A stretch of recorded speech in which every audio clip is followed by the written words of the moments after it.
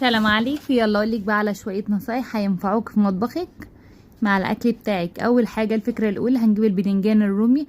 لما نيجي نقليه عشان اي حاجه تزيد منه هنجيب نص ليمونه وهندعك البواقي كلها، تفضل معاكي لاطول فتره في التلاجة ومش هيسود معاكي خالص. تاني فكره، الفكره التانية عشان ما يشربش معاكي اي زيت هنجيبه الدقيق وهنقلب في دقيق قبل ما ننزل في الزيت.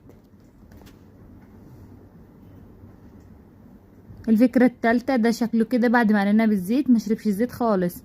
الفكرة التالتة هنا عشان البطاطس تقرمش معاكي لأطول وقت هنحط عليهم معلقة من النشا قبل ما نقلي البطاطس والبدنجان، وكمان الفلفل هنرش عليه شوية من الملح عشان ده هيساعدنا ان كمان ما يطرطش معانا في الزيت خالص ولا يبهدل معانا البوتاجاز.